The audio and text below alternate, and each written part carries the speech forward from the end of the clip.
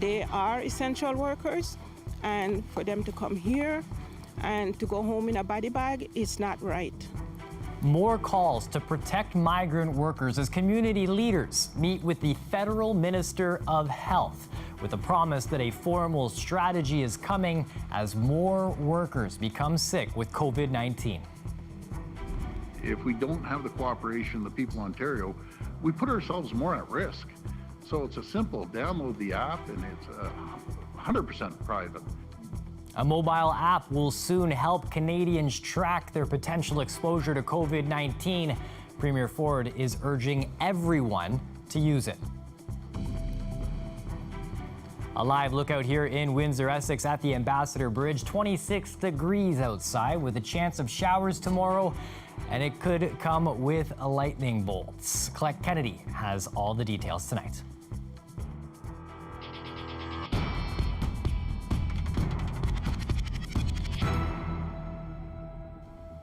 I'm Chris Ensing. Thanks for joining us. We start with breaking news this hour. A migrant advocacy group says that they have video that they say shows the living conditions for migrant workers here in Windsor, Essex. Cramped conditions as COVID-19 cases among agri-food workers continues to rise. Our Jacob Barker is on the story. Jacob, what have you learned? Yeah, Chris, well, the Justice for Migrant Workers group is saying that this video takes place at the Double Diamond facility. According to Chris Ramsaroop, several workers at the facility have complained about the working conditions there and are concerned right now in the face of COVID-19. The concerns about social distancing, as well as one worker releasing this video that was shared widely earlier this week. It shows cramped living quarters. Some of the workers are in, separated only by a thin sheet of cardboard. Double Diamond also faced a human rights complaint in 2013 after a migrant worker said he faced racial abuse at the facility. The company was forced to pay over $23,000. The findings of that case were that an owner of the company called a worker from St. Lucia a monkey. Ramsaroop also wanted to highlight that Double Diamond has a partnership with Afria. It's a national cannabis grower. We did reach out to the local Double Diamond facility.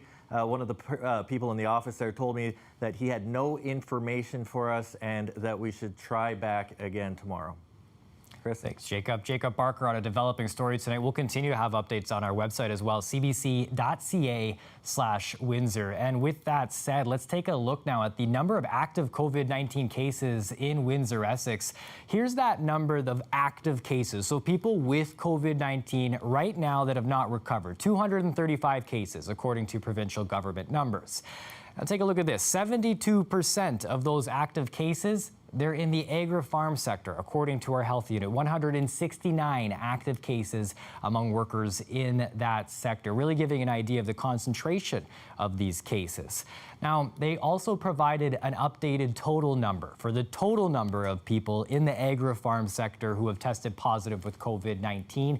That number sits at 365 overall, and that's nearly 30% of the total cases that Windsor Essex has had since people started testing positive for the virus back in March. We take a look now at a meeting between Canada's health minister and local leaders. It's about how to deal with the growing number of those COVID-19 cases that we just showed you. The CBC's Jason Vio joining us live now just outside of City Hall. Jason, a private meeting, but you can tell us some of what you learned about what was discussed.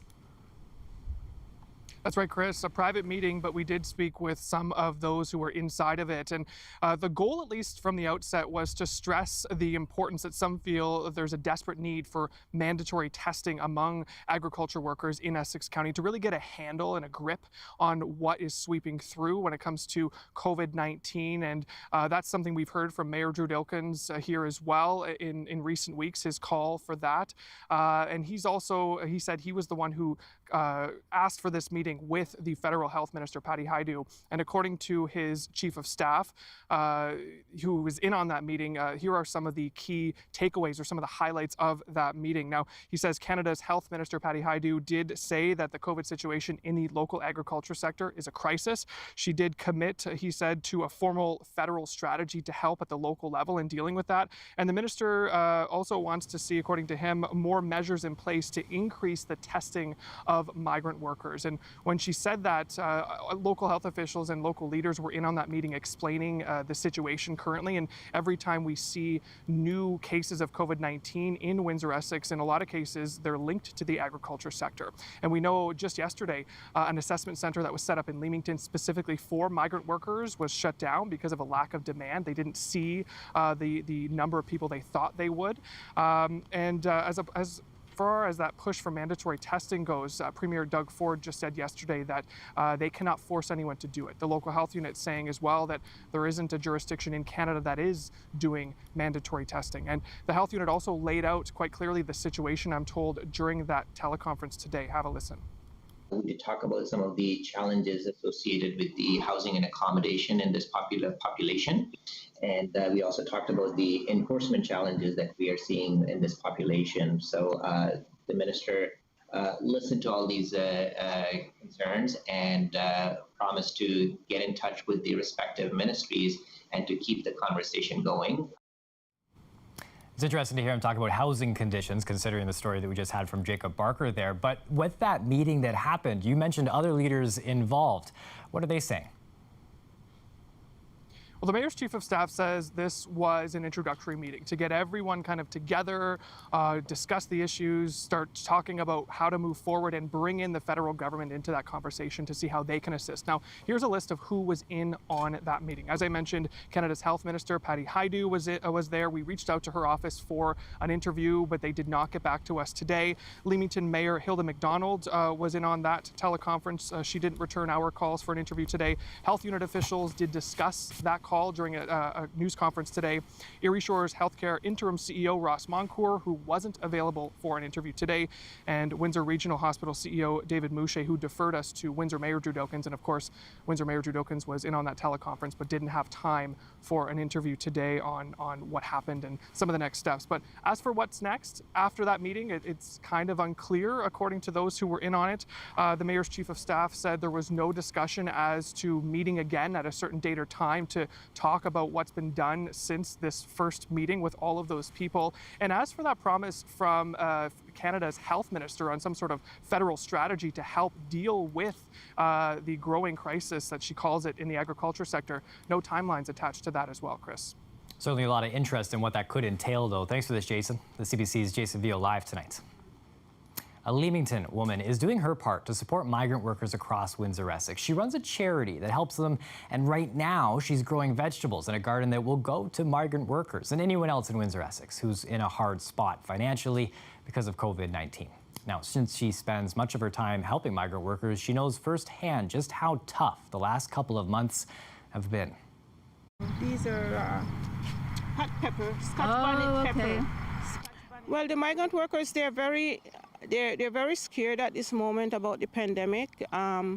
They're terrified about catching the COVID-19 virus.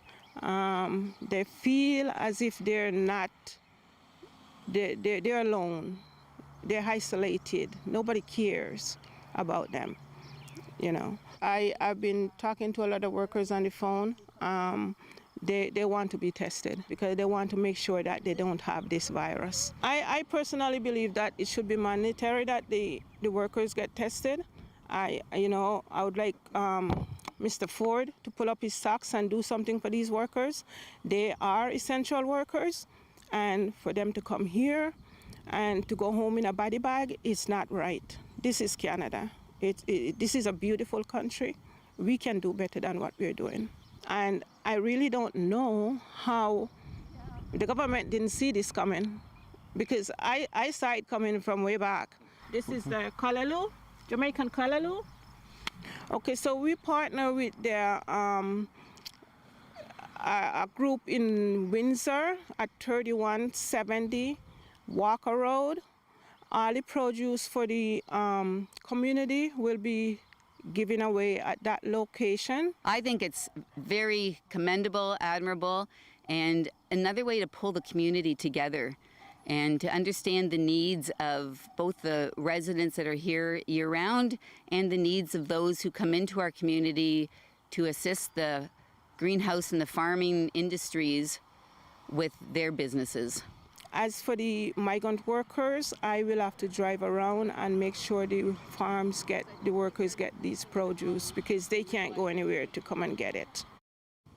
Joan Gray will be making an announcement on Facebook and Instagram once the produce is ready. She thinks that will be sometime next month. It's a productive asparagus field. However, with all the issues and the problems of 2020, we've decided that we can't, it's not feasible to keep this field in production. This field of asparagus has gone to seed. Jacques lost 40 of his 75 acres of asparagus. He didn't have enough migrant workers this year to harvest it all in time for it to be any good to sell. Well, even if he could have harvested it, with restaurants closed, the prices dropped too low for him to be able to make a profit. Just disappointed. It's, it's really hard to work all year to get a crop to grow, and then you can get the crop to grow, but you can't get the people to harvest it. And then when you do get it harvested, you can't find the people to buy it. So it's been, it seems like one stumbling block after another this year. Jakes has had to destroy 15 acres of his crop and plant field corn. Now, Jakes says he lost about $250,000 in profit. Unfortunately, the federal program announced Tuesday to buy crops from farms that can't sell came too late to help him out. The province is unveiling a new contract tracing plan for COVID-19 today. It includes more staff and the creation of a digital database for information. But the centerpiece is a smartphone app that the government hopes you'll download. Chris Glover has more. A new smartphone app uses Bluetooth signals between devices to continuously log your proximity to others. If a close contact tests positive for the coronavirus, the app called COVID Alert will send you a notification to get tested too. So it's a contact tracing kind of idea. That's actually pretty genius. But it requires both users have the app. I don't know why you wouldn't want to get it, but yeah, the app I mean, not the virus. It'll track the spread of COVID even among complete strangers. We need people to download this app. It's going to protect us. Premier Doug Ford's sales pitch for the voluntary app included a startling stat. He says in Alberta, only roughly 11% signed up for something similar. If we don't have the cooperation of the people of Ontario, we put ourselves more at risk. So it's a simple download the app, and it's 100% private. That was our number one issue right at the get-go. Officials pledge no geotagging will be used and the randomized data will be saved anonymously. I kind of like it, if it works. Yeah. And if it's not dragging your battery down and spying on doing other things it's not supposed to do, right? It's one app for all Canadians. The Prime Minister eventually wants every Canadian using the Made in Ontario solution, and currently Google and Apple are figuring out how to make all similar global apps compatible. That would open up travel faster, and it would ensure that compatible contact tracing apps across borders. So what measure is used to determine whether two devices had a meaningful contact? In other jurisdictions where COVID apps are already being used, it's a distance of 2 meters or less for 10 minutes. Officials here in Ontario say that specific criteria is still being worked out. Everyone we caught on the street today said they'd download the app. Yeah. You're all speaking into a camera, so I mean, I guess that there's a part of that. No, I mean it. I swear. But there are limitations. It can only be supported on Android 6 and iPhone 6S or newer. It is lesser than. Oh no, you won't be able to get the app, sir. Oh, good, but that means, oh no, not good. I'm gonna have to upgrade my phone anyway, and that's a good reason to. It's Chris Glover reporting out of Toronto today. As of today, outdoor visits can resume at long-term care homes across the province, but there's strict conditions. Back in March, visits were suspended at most homes, but this week, Premier Ford announced a cautious restart for facilities not currently experiencing an outbreak. As the CBC's Sanjay Maru reports, the daughter of one long-term care resident has mixed feelings about the province's directive. March 6th, that's when Bill Gibb moved into a long-term care home in Windsor, Essex. But just 10 days later, the lockdown happened. 3 months is a long time to go without seeing somebody, especially a familiar face, especially I think if you have Alzheimer's or dementia. But while she's happy she can see her father in person once again, she's worried the limited visits might do more harm than good. He's going to want to hug me. He's going to want to hold my hand. And I'm going to have to sit 2 meters away. I'm going to have to wear a mask.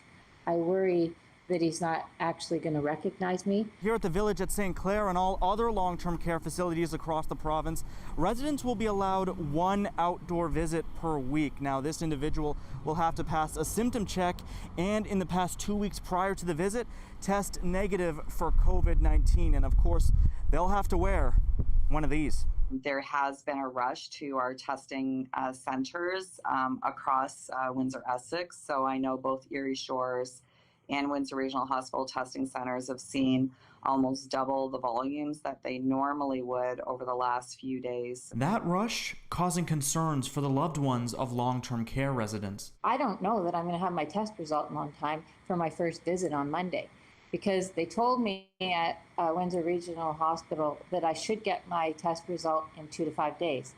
I called there today and they said, because if you have a negative result, you may not get your result for 2 weeks. The hospital expressing concerns as well, with officials saying they didn't have much time to prepare for the influx. But for those wondering if they will have to wait long for test results, Windsor Regional says that shouldn't be an issue. Officials say results are still expected to come in between 24 and 48 hours. Sanjay Maru, CBC News, Windsor. Heard a lot there about long-term care homes. At retirement homes, the rules are a bit more relaxed. Both outdoor and indoor visits will be permitted, including ones in residence suites. And the maximum number of visitors will be left to the discretion of individual homes. Now, it's been a difficult few months for a lot of people. Many haven't been able to socialize with anyone during this pandemic.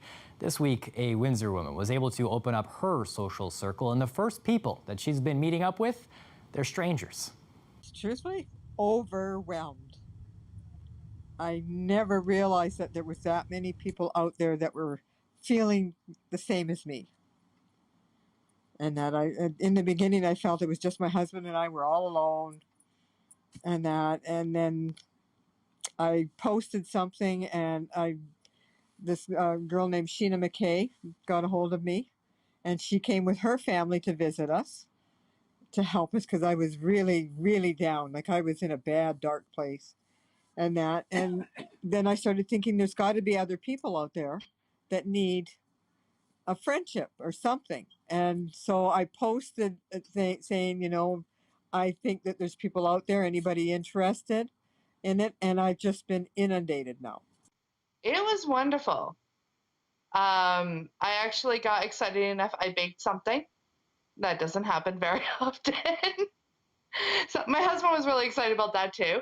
And we had a wonderful afternoon of conversation and, you know, telling each other stories and getting to know one another.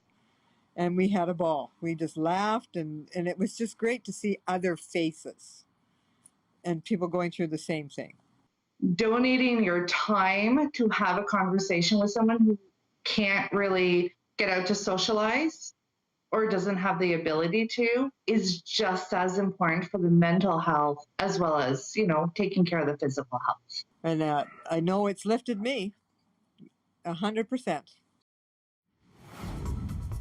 So interesting to consider the concept of donating your time. Those types of conversations clearly very valuable. A live look here at the Detroit River as we head to break. Colette Kennedy coming back with our full weather forecast.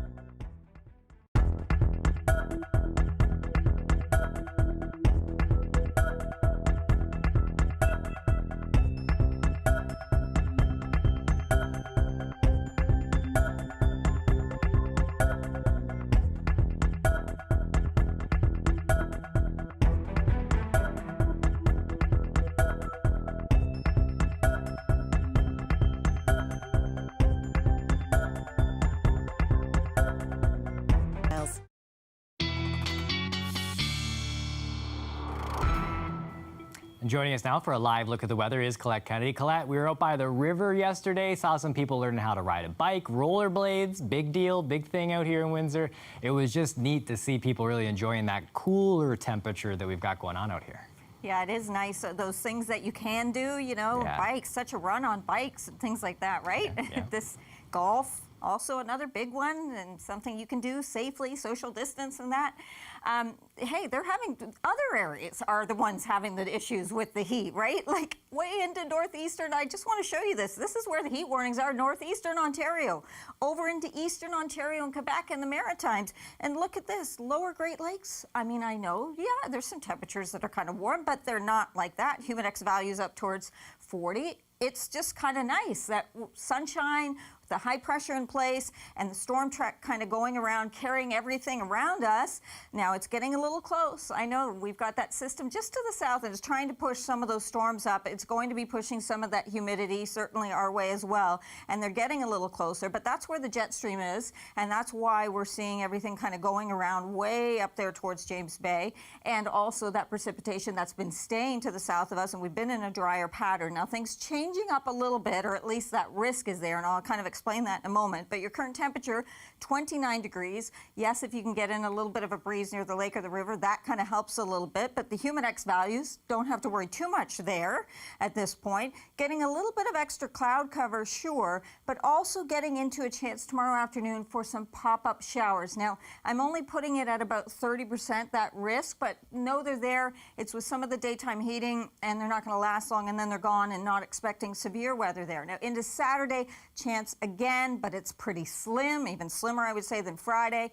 But this is what kind of happens. And as we go towards Sunday, it's enhanced for Father's Day, I know, and then things kind of drop off. Tuesday's really when we get a better chance of more widespread showers moving in. Overnight tonight, these are your overnight temperatures. There's average. We're close, but a little bit above. Humidex values going up a little bit. 34 for us for tomorrow, 29 for the high. I put showers there on the icon. But again, I've told you it's pretty slim chance. Into Saturday, first day of summer, 32. Father's Day, 28. We have that risk there. Quieter into Monday, but still feeling the heat. And then you see on Tuesday, I've put it up to 60%. It'll be a little more widespread when we get there. Thanks for this, Colette. You're welcome, Chris. Now, coming up, we're going to give you an update on Canada's COVID-19 case count and also some optimism about the chase for a cure. That's next.